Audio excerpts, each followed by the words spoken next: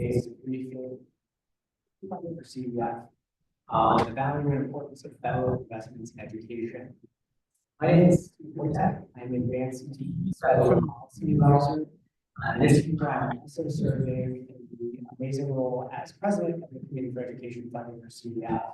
I'm honored to welcome each of you today to our briefing, both those attending in person, thank you very much, and those who attending virtually on Zoom.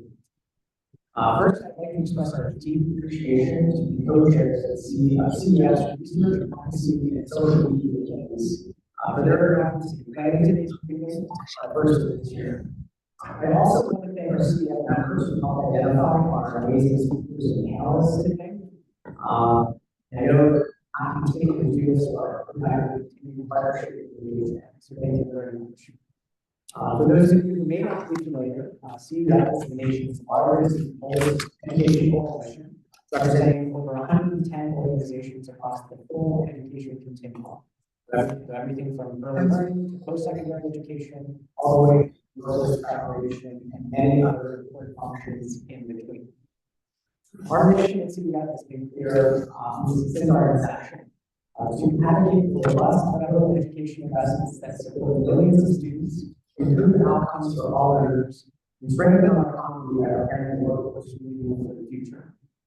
Education funding represents a small fraction of the federal budget, yet these investments serve as a cornerstone for our nation's promise to all Americans, that they will have a fair shot at a quality education, opportunities, and all the opportunities education can unlock for the future.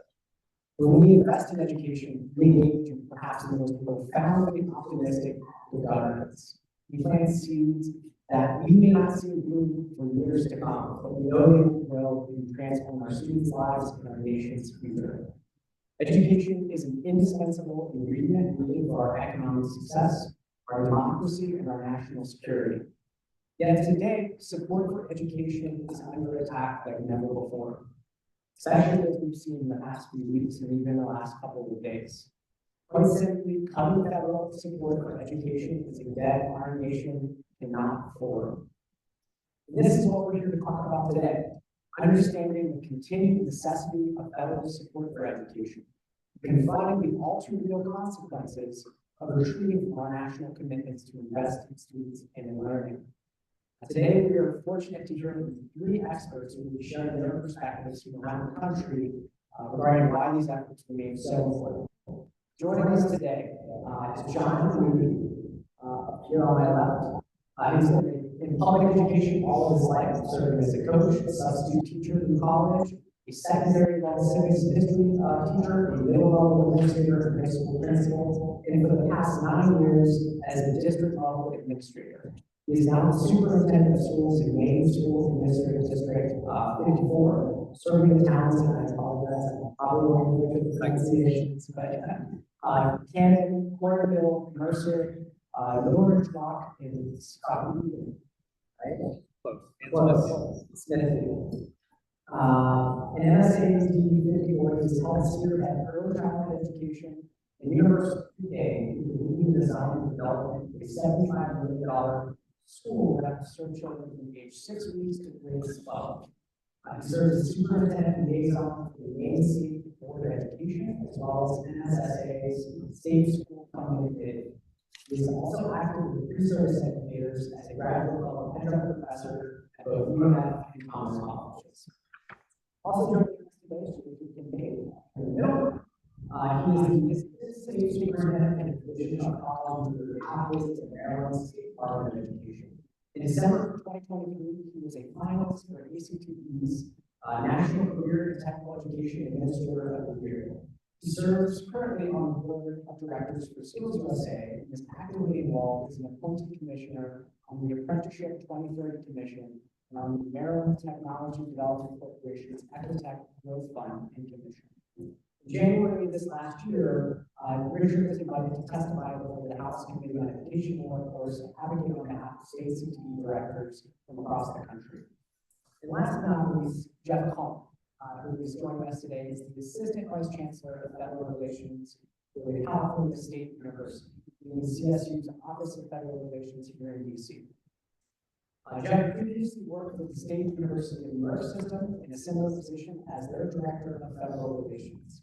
Jeff also has experience working for the National Higher Education Association at APLU, another CEF member of the Association of Public and Grant Universities, as well as with a singular institution at the Georgia Institute of Technology within its Office of Federal Relations. Additionally, he has experience at DARPA, the House Armed Services Committee, and a member of Congress with his home state of Alabama. Each of our speakers today brings a unique lens on the impact of federal investments, and I know their insights will help us all better understand the stakes in the ongoing funding discussions happening in Congress. Before we dive into today's discussion, though, I'd like to also introduce CEF's Executive Director, Sarah Abernathy, who I know many of you also know. She'll be providing some quick framing on the broader education funding landscape. CEF's Executive Director, she started in this role since 2016 and has had close to 40 years of federal education and budgetary experience. So, our expert in the room is Sarah. Take it away. Okay. So those who know me know that it's very hard for me to talk about education without a chart. If you know me, you know that I tend to be hopeful but not optimistic, and I would say that it's definitely how I feel today. With a little bit less than hopeful and a little more than not optimistic. I had some notes prepared and really want this briefing to be forward-looking and talking about what Congress needs to do, what the country needs to do to boost teaching and learning, but I'll have to address the fact that last night the Department of Education laid off their staff, together with other forced layoffs and offers of retirement that will cut the Department of Ed staff by half. Zach, can you put up the next slide? Just so you know, I have 4 slides, so this is not a long presentation. But I feel like this the decision to lay off the staff is going to do is counter to what Americans want. When we ask them, they do not want to eliminate the Department of Education. When we ask them, they say that they do want more funding. It will do nothing to boost student achievement, reduce educator shortages, provide educators with the preparation they need to be effective, increase access to high quality education. What it does is remove research and evaluation that helps show promising teaching practices and then identify where there are areas that need more attention. It eliminates the lawyers, ensure that the departments and schools are following laws that protect students, parents, and educators. These state and local agencies will have less guidance and less oversight. It means less access to student aid and other systems that might be funded but not available. The list that I've seen lists 300 people in the federal student aid office were laid off. It's impossible to imagine that laying off that many people, plus that was just only the people who were in the union. We'll do something to reduce access, maybe easier to get paid. This all happens just as Congress is deciding today and tomorrow how to fund the government for the rest of the fiscal year. It also strips away the livelihood of 1,300 workers, jeopardizing their well-being and families. We'll be hearing more about that in coming days. Impressions about the reality of fire and civil servants, not based on corporate performance, and impressions about the morning role of Congress, as well as whether the administration has the authority to hold and withdraw funding that Congress has enacted. I was trying to think of an analogy. The closest I could come was thinking that saying, I'm going to give you a car, I'm going to put gas in it, you're going to have a steering wheel, but I'm taking away the windshield wipers, I'm taking away the seat belts, I'm taking away the dipstick that measures your oil, I'm taking away GPS and your ability to read a map. But go ahead, drive the car. I think that that's sort of what they're doing here. Is I think it also makes it easier for the administration, should they want to, say, we eliminated pretty much all the Institute for Education Sciences, so we really don't need to fund it. So we will see what happens with that. I want to make a point on that for the next slide. The education gains is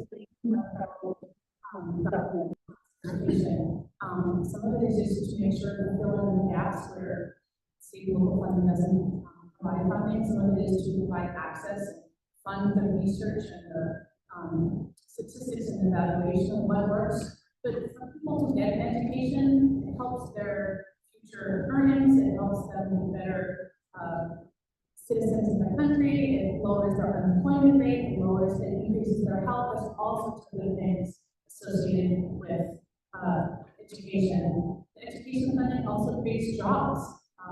In some rural districts, the school district is the largest employer. It creates jobs at research universities, and job training centers all around. It helps create a strong military. The days of needing just boots on the ground are long gone. We need people who know how to do cyber, we need people who know how to read complex diagnostician things that I don't know about because I'm not a military expert, but it leaves our military and our economy unprepared for competing in the global 21st century. We need to challenges. Not only need to protect education funding, but I think it's important to rebut some of the myths about education. Next slide. This is just our phrase we've been using or don't want for the future. Money matters in education. Recent test results that have been very disappointing reflect the impact of the pandemic, but they also demonstrate how federal funding focused on low-income schools, for instance, boost student achievement, graduation rates, and their earnings. Federal funding, as I mentioned, fills in the gaps where students might not otherwise have it from their state and local funding. For instance, the Individuals with Disabilities Education Act, which is what IDEA stands for, passed 50 years ago, requiring students with disabilities to be educated. Congress said it would provide 40% of the extra costs associated with this, but Congress has never come close to that full funding level. Currently, Congress, the funding for federal government is only about 10 to 12% extra costs, less than 1/3 of the federal commitment, transferring these costs. This is just one example of the many across the education continuum federal funding fills the gap. I also think it's really important to demonstrate the importance of education funding and the impact of cuts that people are starting to see based on some of the things that the administration has done. The last couple of weeks, she withhold and withdraw education funding. Funding that Congress provided is not a suggestion, it's a law. The appropriations bill said this is much funding to provide for this purpose, and it is not up to the administration to decide what this Congress enacted. There's going to be a lot of lawsuits that already are about whether it's legal to end contracts and grants school funding from specific institutions because we don't like something they are doing or something the governor said. Rural communities and poor communities are going to get hardest from this because they're the ones that actually rely most on the federal funding, in part because they have less school. The federal funding makes a bigger share of the money they have to educate students. They also sometimes have bigger costs for broadband access, for transportation. The administration's decision to cut funding for virtual effective teacher preparation program is only going to make educator shortages worse.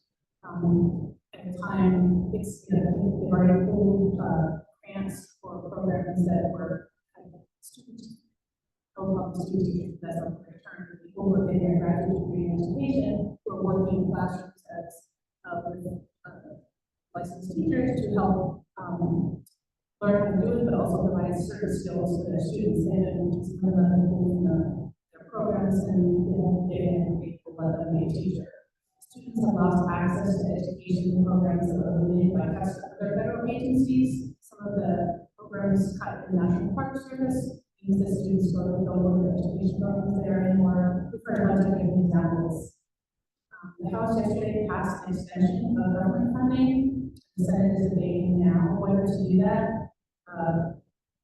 It basically keeps the Department of Education just slightly less than the current level. That current level is way below what it was in 2011 in inflation adjusted dollars, but it also doesn't provide much guidance because normally when Congress enacts funding bill, they also have talking to goes along with it. It doesn't get signed into law, but it states very clearly exactly what Congress intended. But that doesn't happen with this type of bill.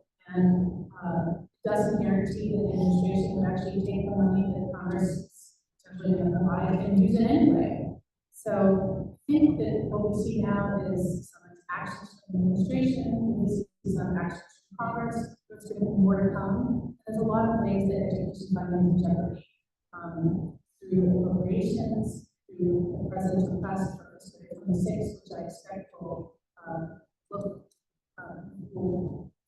some of the themes from the president's first four budgets, which cut funding for a lot of programs and block granted, but cut by 20% a lot of the people programs getting one giant sum of money that was 20% less than the total individuals had. But I also think that the president has been clear about his plan to eliminate the department entirely, not just the tools, the people that are funding finance. So with all that, I think it's really important to hear from three panelists today who can talk about different parts of education continuum and what their needs are and what the federal funding does and what would happen with the federal funding. Thank you, Sarah. Thank you, Sarah. So thank you for having me. As Sarah mentioned, I'm from SAP 54, and I'm new to reading classes. So I can't see when I do this, but that's okay. I'm from SAP 54, represents the communities of Kincaid, Cornwall, Mercer, North Smithfield, Skowhegan, and we are a small rural district in western Maine. We are one of those rural districts that I think are heavily reliant on federal funds, even though the percentages show you, maybe it doesn't feel quite as significant. I hope that you realize that as I talked very briefly this morning about, this afternoon about what that looks like in our schools.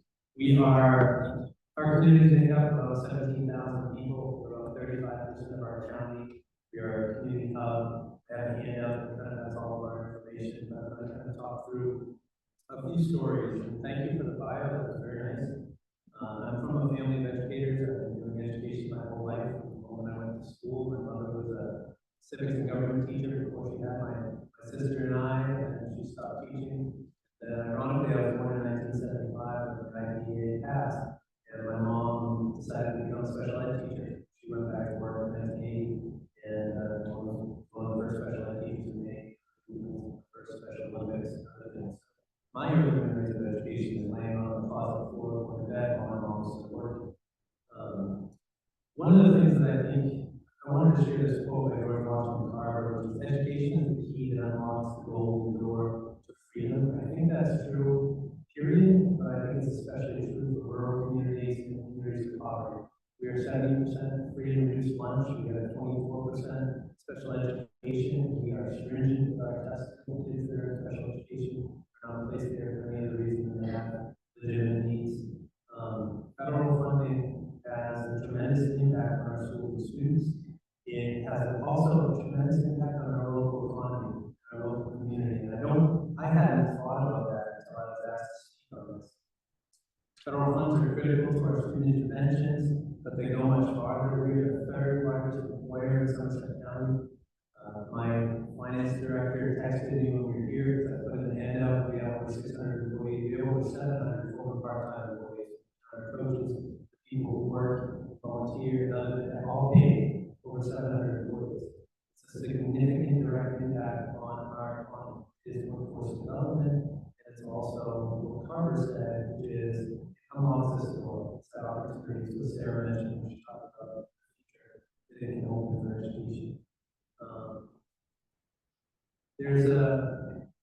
The way I think of education funding in schools, I don't think of all separate buckets, because as educators, we're used to doing more with less. My wife was an elementary teacher for 27 years, just an elementary principal, that's quite a shift. You're used to doing more with less. When I think about funding from my perspective, we have roughly $48 million or $49 million budget with state and local funds. I always have thought of the federal funds as separate, but it's absolutely interesting. I think of it because it's separate because it's there. I was asked, what would you do if it's gone? Well, we're going to do less with less. That's what we're going to do. We're not going to be able to do many of the things that we do with our most needy kids. We have 15 individuals that work that are 100% funded by IDEA. We have 180 special ed teachers. That's roughly 9% of my staff, my special education staff. My federal funding is roughly 11% of our everything we do in school. It includes our after-school program, our summer school, tremendous things that we do for kids. You don't realize that I was a high school teacher and I became a high school and middle school administrator, but my first wake-up call with early childhood education was going into a kindergarten screen and seeing a young lady who is sitting there being tested by a professional and tested in a way that feels like it's a lesson, right? It's fun, it's like they're at the library. But this young lady didn't know not only her letters, she didn't know the word letters. The idea and perception of what a letter was, which is the foundation for reading, she didn't know. That's what we deal with when we're working from poverty. That's totally inequitable to what my kids had. Now, I have 3 different kids that are very different, they still are. But when they went to school, they knew their letters, they knew how to recite books. They read with us. One problem was poverty reading, she couldn't, but they learned. The federal funding for Title I, Title II, Title IV, which we leverage together, those dollars allow us to move this forward. In our title program, every year we average 1 year's growth for those kids. If you think about a child who starts school without being able to recognize what a letter is, you need to make so much more than that. And that's a Herculean task when you think of the things that our teachers are facing today. 2019, we had 2 licensed clinical social workers. We now have 5 licensed clinical social workers. Guess how I was able to do that? Federal funding, right? It has a direct impact. I'm now leveraging those clinical social workers to turn around and bill Medicaid, get reimbursement for some of the services we provide, which has a direct positive impact on my local community. It helps lower taxes. It helps increase my local community's ability to do workforce development. When I think of the 21st century grant, after school programming and summer school program, I have parents that are able to work because of the after school programs we provide and the summer school programs we provide. And I think from a federal legislator's perspective, I would feel like that's a small amount of money, but the reality is that $295,000 for us has gargantuan positive impacts. And I think I mentioned school, but I tend to just talk. I view that federal funding of the school because one of the legs of that school is federal funding, one is state funding, one is our local funding, one is kind of grants and partnerships. We have a lot of partnerships. If you take away those federal funds, all of a sudden we're out of balance. And that cascading impact, I can't impress upon everyone enough, will impact those kids like the young lady. It's hugely significant. I guess I want to mention my total federal staff that I have in the pre-K-12 system is 74. So if you were to cut it all, we have 74 people who use their jobs. I have things like CEF funding, which I know we talked about. That is the single greatest workforce development in our county. It happens in my tech center that we run, and it happens for our kids. And there's a reason that our kids were 214 students attended in 2012. We're approaching 600 because we've totally taken away that myth that the tech center is an education, it's a different kind of education, right? And all of our kids know because of this federal funding that there's aspirations and places that they can go, and it doesn't matter if it's CEF or if it's Harvard, right? They know they can get it. That's hugely important. And then the last thing we mentioned in my bio, we're opening a $75 million school, and we had state funding for that. We were able to raise just under $5 million local, so that it's 100% funded. That is going to include birth through age 3, 3-year-olds and 4-year-olds go to pre-K. We currently are in 2 classes, we're going to double it, and then they're going to stay through school until 5th grade. They're going to go away and they're going to come back to CTE, because we have our CTE program that's happening in the high school, in the elementary school. They're going to be there in that school working. We're also partnering with our secondary education institutions who have played a tremendous role in helping us increase our educators in the field. Because when I started hiring people, I had 20 applicants, and now I have 3 for 1 position. That's the average. And thank goodness that we have people that love our community and they come back because they're highly educated. But we have to grow our own, and we have to invest post-secondary as well. And the reason I bring up early childhood is there's so many great funding pieces there because of great as Head Start dollars are hugely important to us, as are many of the programs that I listed. So I won't belabor that, but I want to go back to the fact that education is the key. Carter said, I keep an educator himself, works at schools about poverty and agriculture across the country, and universally supported. It helps level the playing field and it backgrounds, ensure that the American dream that I grew up believing in, we grew up believing in, still exists for our kids. My kids in the state 54, all our kids. Thank you for having me.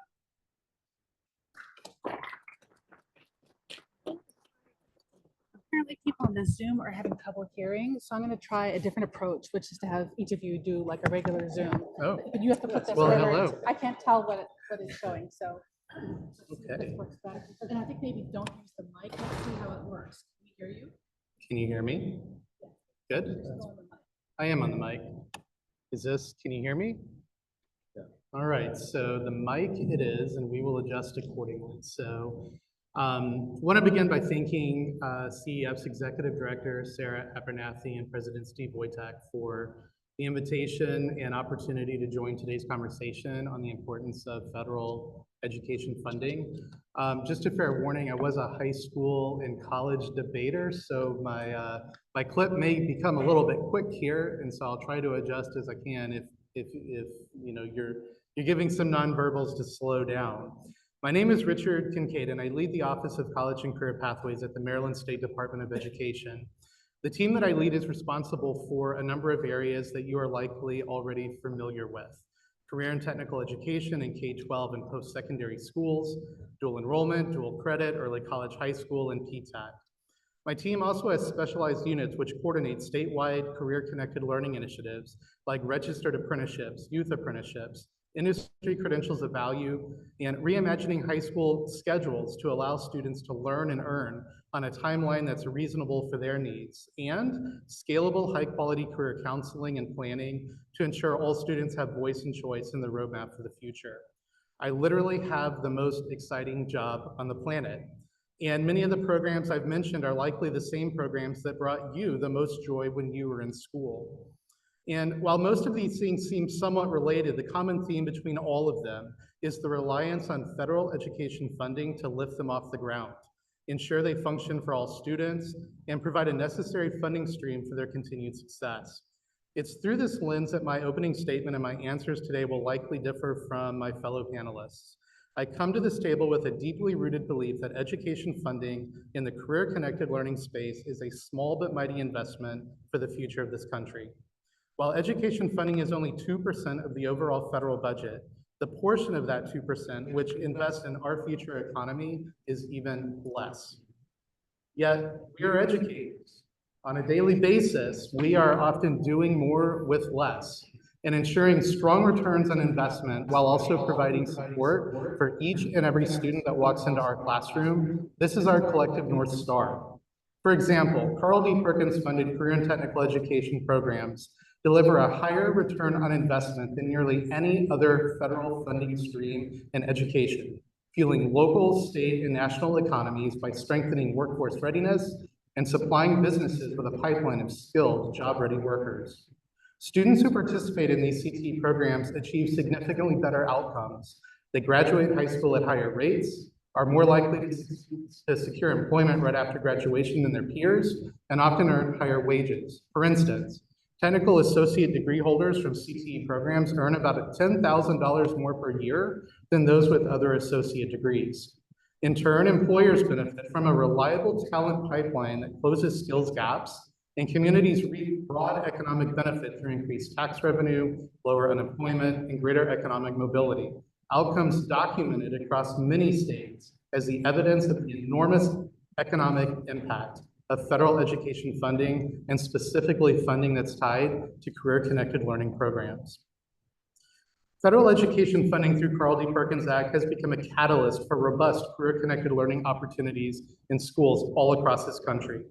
This support enables programs like registered apprenticeships, internships, and industry-recognized credentials to flourish as part of the high school experience.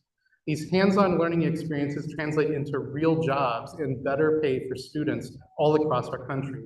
For example, high school graduates who concentrate in CTE have lower unemployment rates than peers who took fewer career-focused classes, indicating that career education improves job prospects. Registered apprenticeship is an especially strong model According to the US Department of Labor, completers of these programs earn an average starting salary of about $84,000 and enjoy a 90% employment retention rate after finishing that apprenticeship. They also gain a major earnings boost in the long run, more than $300,000 in increased lifetime earnings compared to those who did not participate in an apprenticeship program. The Fordham Institute reports that industry-recognized credentials earned through CDP programs similarly pay off. One study that earning a credential in high school is associated with roughly a 9% jump in early career wages, with an even higher boost, over 12%, for students who go straight into the workforce after graduation. Career-connected learning in high school can also have lasting effects years later. Participants in career academy programs, which blend academics and on-the-job experience, earned 11% more in 8 years after graduation than those that didn't participate in these sort of academy programs. These outcomes show that students who engage in career-connected learning often secure good jobs more quickly and earn higher wages than their peers, validating the investment of federal funds in each one of these programs. States leveraging these dollars and these federal funds to scale up successful models include my home state of Maryland, where the Blueprint for Maryland's Future sets a goal that 45% of every high school graduate by the year 2030-31 must complete a high school level of registered apprenticeship and/or complete an industry-recognized credential, reflecting a commitment to expand youth career pathways statewide. By funding partnerships with employers and credential providers, federal support ensures that students graduate not just with a diploma, but with work experience and certifications that make them job ready on day one. Federal education funding also serves as a great equalizer by ensuring access to high-quality CTE programs for students from all backgrounds. This is a concept that I learned very on when I was growing up in the state of Texas. Y'all means all. Every student, every zip code, every background, everyone. By design, at least 85% of Perkins CTE funds flow directly to local schools and colleges, and states can target a reserve of funds specifically for rural districts, high poverty areas, or schools with performance gaps that no community is left behind within that state. These dollars level the playing field by giving high need and small schools the means to offer modern equipment, up-to-date training, and industry partnerships that they could not afford on local budgets alone. As a result, CTE Policy Watch at the Association for Career Technical Education reports that CTE opportunities reach deep into rural America. In fact, national data show that participation in CTE is actually highest in rural high schools. About 92% of rural students participate in at least one CTE course, compared to 83% in suburban areas. Perkins 5 funding also mandates a focus on ensuring all students have a seat at the table, and they are encouraged to eliminate barriers for groups underrepresented in certain fields. For example, by preparing more women to enter technical programs traditionally dominated by men. In short, federal support pushes states to provide access to quality career programs regardless of a student's zip code or demographic background. Research underscores how CTE can also break cycles of poverty by improving economic outcomes for disadvantaged youth. For instance, the National Center for Education Statistics reports that among high school graduates who do not go to college, those who concentrated in CTE careers earn $6,000 more per year than their peers who did not have this level of career preparation. In Maryland, leaders are using federal funds in tandem with the Blueprint for Maryland's Future to expand CTE access to reduce geographic and socioeconomic disparities. The state's Perkins Reserve Grant, intentionally aligned with Blueprint goals, invests in growing high-demand career pathways in every corner of Maryland, so that whether a student lives in Baltimore City or a rural Eastern Shore community, they can pursue career-focused courses and career-connected learning that places them on a pathway to good jobs. Diverse representation in CTE programs and career pathways is also critical, because students are more engaged and motivated when they see role models who share their background succeeding in various fields. Research backs this up. Having even one teacher or mentor who looks like them can significantly improve a student's long-term academic outcomes. One landmark study from UC Davis found that Black students who had a Black teacher in elementary school were 7% more likely to graduate high school and 13% more likely to enroll in college than their peers who did not, which is a powerful illustration of the role model effect in action. Similarly, when female students in CTE programs are taught or mentored by women in STEM or skilled trades, it reinforces their confidence that they belong in those traditionally male-dominated fields. The federal government, through a partnership with the Departments of Education and Labor, support programs like Women in Apprenticeship and Non-Traditional Occupations grants, which fund community organizations to recruit and support women entering fields such as construction, engineering, and IT, where they have been historically underrepresented. Through these grants, groups like Chicago Women in Trades and the Maryland Apprenticeship Connector are connecting young women of students of color with mentors and training opportunities in lucrative careers they might not have otherwise considered. And then one final point that I'd like to make is federal investment in research matters because data is the flashlight that illuminates our path forward, demonstrating clear, measurable returns on investments we make in career and technical education programs. Further, data helps the community understand what works so that we're able to fully maximize investments into programs and initiatives to amplify student and economic outcomes. Just as for-profit organizations rely on accurate real-time data to showcase value to shareholders, the public sector must also leverage research to validate the effectiveness of taxpayer-funded programs. Our ability to demonstrate strong student outcomes, economic mobility, and workforce readiness in the CTE space hinges entirely on having expert analysts who illuminate these results through rigorous data analysis. Without sustained federal investment in research, we risk navigating blindly, potentially losing direction and diminishing the impact of our critical education and economic investments across this country. Again, I appreciate the opportunity to join today's conversation and look forward to a robust discussion.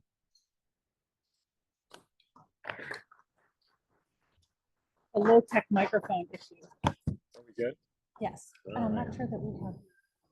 That's okay. Yeah, no, it's no worries. Good afternoon, everybody. Looking at the time, want to be thoughtful of make sure we get to questions, so I will be brief. My name is Jeff Cullen. I am the Assistant Vice Chancellor for Federal Relations for the California State University. I wanted to spend a little bit of time, one, explaining who the CSU is and why we are unique in this space. But also explaining about education funding that the university gets versus those that are student-facing educational funding opportunities.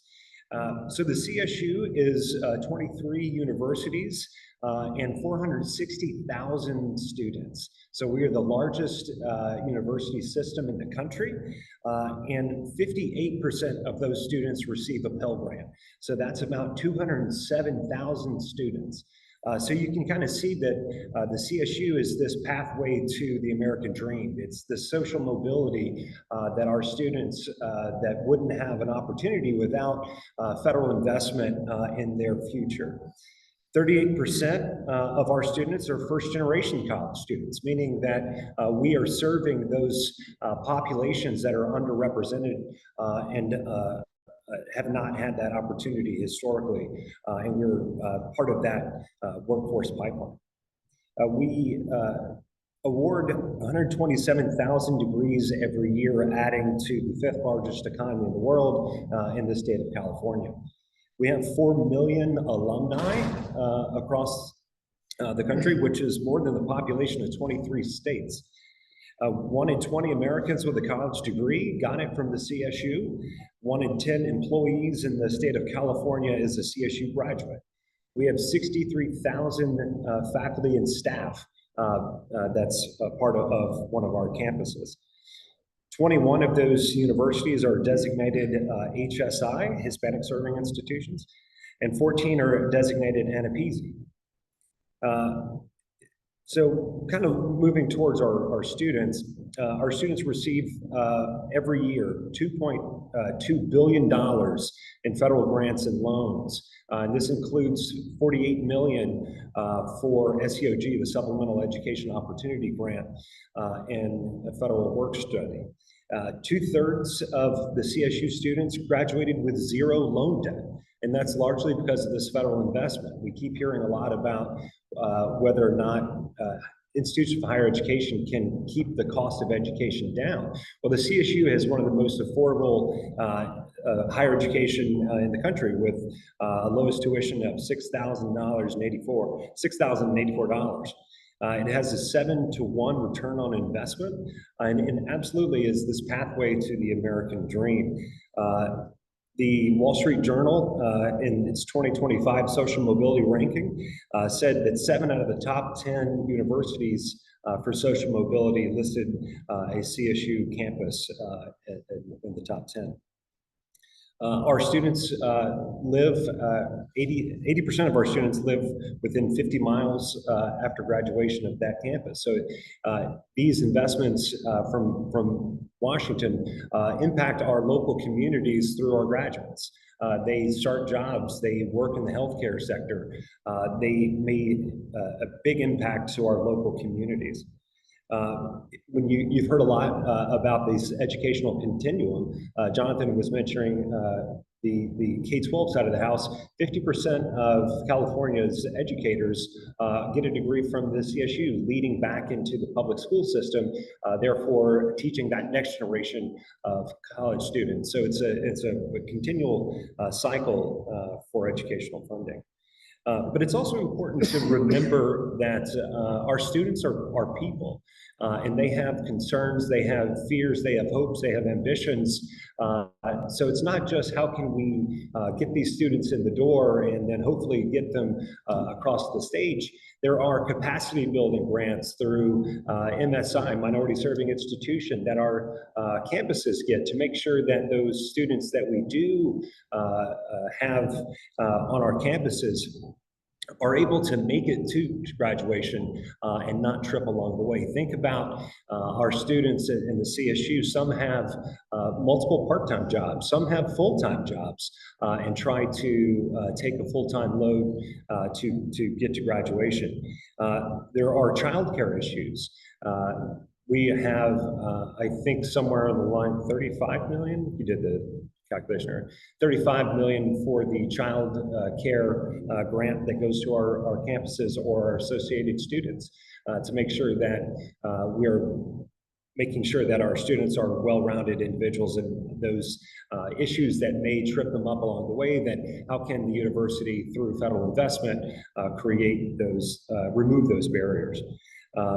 And so there are a bunch of other things that, thinking of basic needs that our students continue to struggle with housing, with food insecurity, that if we had additional federal investment, we could make sure that we had even more robust student engagement.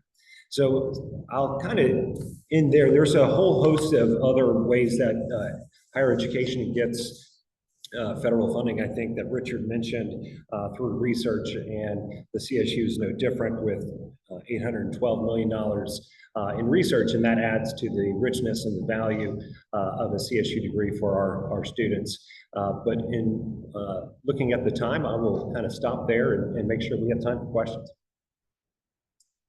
Appreciate that. Really helpful. I wanted to go on something that you said at the start, education is the key to, right?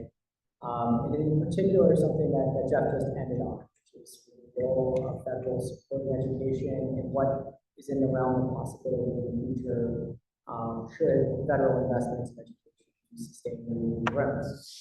So could you, and I know we've talked a little bit about some of the challenges that we're facing, both at the institution level, the district level, the state level, regarding providing opportunities and access to students and learners of all ages. So could you share an example or two of how sustained increases in federal investments in education would address some of the challenges and problems that you were identifying just a bit ago?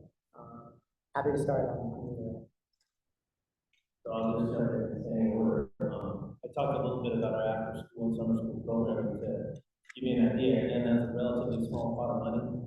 We see those students who generally are below grade level and have to make up for ground over time. We see those students making more than a year's growth on average every single year, which means that summer investment and the after school investment directly leads to them making more than a year's growth and moving forward. When I think about the early childhood example and addressing their needs earlier, we see students who we get in pre-K being 20% less likely to eventually have special education supports, right? Because we've addressed them early and you leverage federal funds and programming to address their needs. It's one of the reasons our district is actually taking on special education for 3-year-olds next year as part of the state shift in our state, something that most schools have done in Maine. So I think we see very specific benefits. And again, the federal funding certainly for public schools is graded, it's integral. If it's not there, and because of the way we budget, I'll be on the budget in the next few weeks as a district. If those federal funds go away, I will have to cut people. I have no choice. The federal, getting those federal numbers after the fact results in me having to cut and essentially do less for those kids. But I think it's a tremendous around that.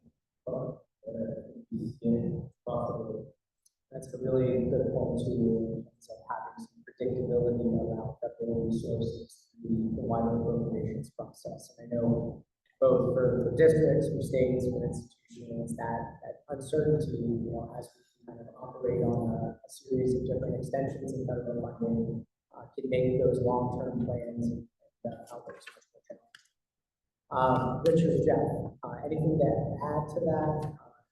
What would, like in the pie in the sky kind of scenario where federal investments in education growing, what are some issues, some challenges, or some new opportunities that can grow or develop with those additional resources? Richard. Yeah, so from the purely CTE lens, one of the things that we know is true is the allocation for Carl D. Perkins hasn't kept up with inflation over the past 2.5 decades. We also know that this is one of the strongest drivers for economic mobility. We know that it's one of the best ways to impact positively issues like attendance and discipline and being able to connect students to the world of work and also the pathways into the world of work and post-secondary training in school are undeniable. And so we have this incredible tool that we know works, and we have use cases showing proof of this working all across the country. And so my question sort of, back would be, what might the impact be if that funding even kept up with inflation over the last 25 years? Knowing the reliance of a strong workforce, knowing that we want to make sure that students have every opportunity to move into whatever pathway they want to move into after graduation, like what if that investment simply kept up with inflation? What might the impact be on our economy today? And how might that have changed the trajectory for millions of students all across the country? Yeah, I'll just add, oh God, oh, I don't think the folks out there have to see me, but here you go. So I think for higher education, Pell Grant, we've been talking about doubling the Pell Grant for gosh knows how long now. And right now we're currently looking at a $2.7 billion Pell shortfall. And this is actually the culmination of a good thing. Once we did FAFSA simplification, a lot of folks realized that, hey, I actually qualify for the Pell Grant. So we should be not only filling the Pell Grant shortfall, but we should be doubling the ability, the total amount that our students should be able to qualify for. And Steve, real quick, the one thing that I have heard from all three of us is that education is not only a right, but it's actually a way to combat poverty.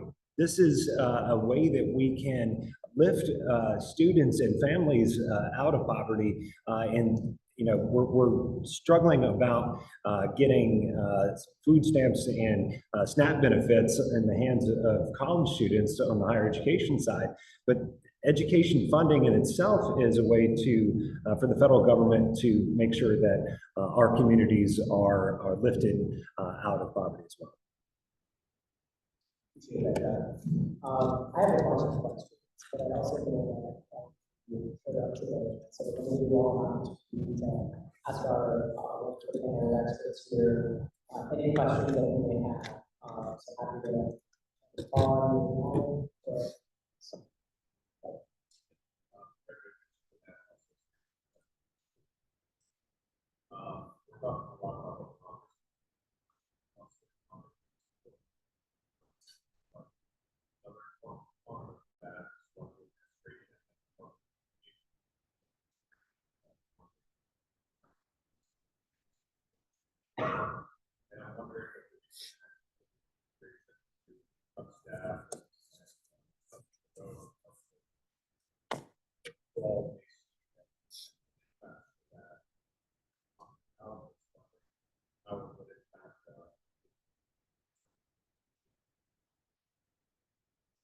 Question, Greg. I'm just going to repeat it just for folks online as well. Questions really about recent actions at the federal level, reducing staff at Department of Education, diminishing the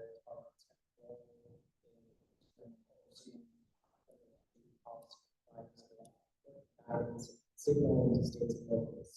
So the question is really, what is the impact of some of the early things that we've started to see out of this administration on your day-to-day life? So I'll kick it off. So I think we've seen a lot of noise. We've heard a lot of noise. I think we've seen chaos. I think we've seen narratives that could run in any direction at any given time. And so I'm hesitant to sort of chase what any of those things might look like, right?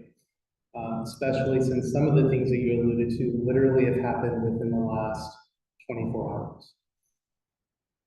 I would speculate that probably students across the country woke up this morning without any idea of what happened over the last 18 hours, right?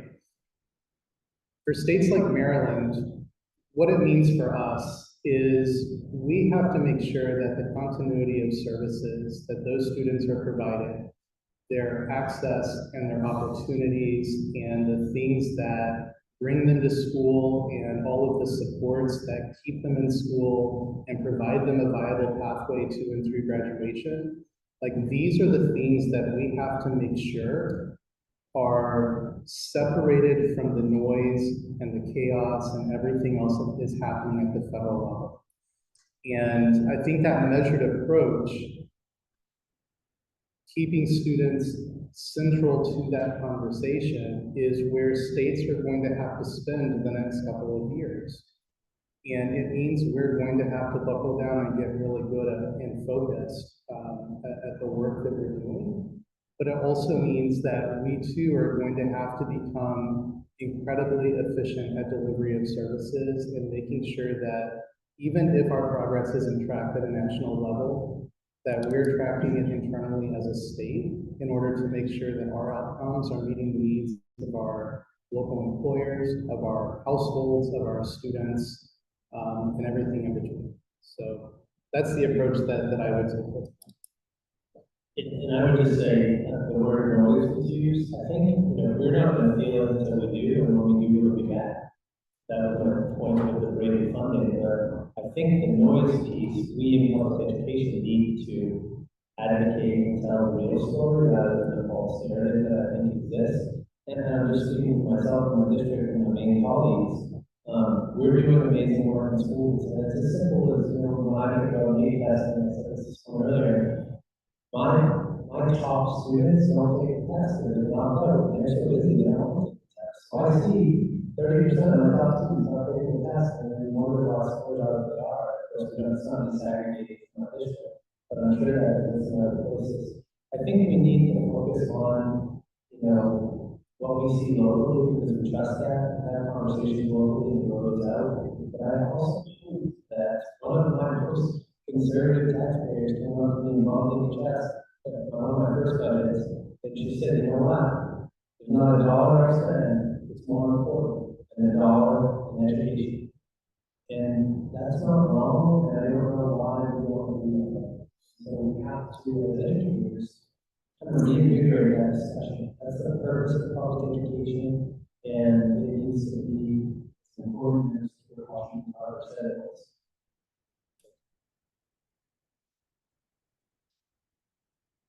Right. I'm following that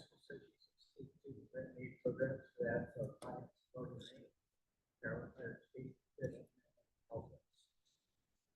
So I've been in this job 15 years, and I came from the business sector where there's a distinction between spending and investing. What really is struck me is that really the Republican states have been the leaders in investing in higher education. That Indiana had the first college program, Tennessee province is very well known, and Texas created a pathway for millions, hundreds of thousands of students with college. So all three of those states have in common is this is very important for our economy. We're putting students in a pathway to 20% of skills that go to the economy. We track the requirements of the state. So especially for a state like Maine, I was thinking the loss of federal funding could be devastating. All we talk about important federal funding is to I have elsewhere for how the country's been done that. The question was from CEF's Vice President Cullen. Really going to focus on some of the federal share of education dollars, et cetera. What is that represented, particularly at state departments? So reactions, thoughts on that? I mean, for California, obviously, being the fifth largest economy in the world, that federal investment is while it's important, it's mostly important for our students' ability to access higher education. And for the CSU, without federal investment in these programs, especially the Pell Grant program, it's going to be a have and have not situation for higher education. And so it's, for the state of California, it's less about that direct money influxing into the state and more of ability for student access.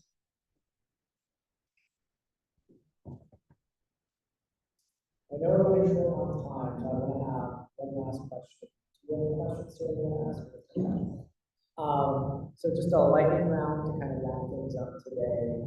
I know we've covered a lot of ground across the entire educational continuum, but what is one takeaway about the value of federal investments in education that you would like this audience to take away today? 30 seconds or less. Yeah. Gosh. Put you on the spot. So I think it's incredibly easy when you look at a budget to the top of the line, right? I can look at a library line and have the 300 books that we're going to add to the class, how to move it. But I think with respect to federal funding and the potential impact is that impact is going to have a cascading domino effect, which leads to things not happening that none of us was before. So we really have to look more broadly, and we have to go back to what others have said, which is we haven't kept up with inflation in federal funds, so at least keep us where we're at. Hopefully move forward, because I think there are investments that are talked about that will have benefit.